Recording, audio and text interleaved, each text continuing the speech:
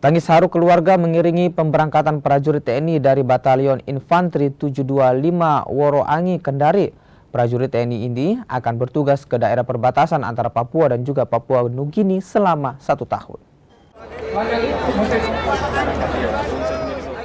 Tangis haru keluarga tak terbendung di pelabuhan Bungkutoko, Kecamatan Abeli, Kota Kendari, Sulawesi Tenggara.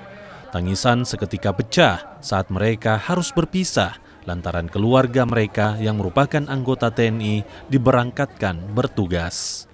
Total ada 450 personil Batalion Infanteri 725 Worowagi yang diberangkatkan. Mereka akan bertugas menjaga daerah perbatasan Papua dan juga Papua Nugini. Tetapi harus merelakan karena demi tugas bangsa dan negara. Berikan semangat saja untuk suami biar tugasnya lancar. Ketika mendapat kabar pertama bahwa suami akan ditugaskan di perbatasan seperti apa utamanya? Sedih, sebenarnya sedih, tapi sudah sudah jadi risiko. Tanggung jawab resiko jadi istri prajurit, jadi harus merelakan dengan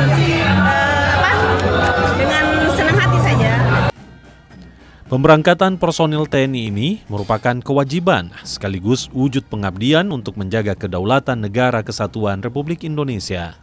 Melaksanakan upacara pengantaran dalam rangka melaksanakan kegiatan latihan Pratugas 2 di Pusdikmasus di Batu Jajar, sekaligus juga upacara pengantaran untuk melaksanakan tugas Satgas PAM di Papua. Karena nanti setelah melaksanakan latihan Pratugas di Pusdikmasus selama 30 hari, itu mereka akan langsung dikirimkan ke daerah operasi. Untuk penempatannya di daerah Papua Pegunungan, jumlahnya 450 orang. Prajurit TNI ini diberangkatkan ke Papua menggunakan KRI Teluk Amboina 503. Mereka akan berada di Papua selama 1 tahun.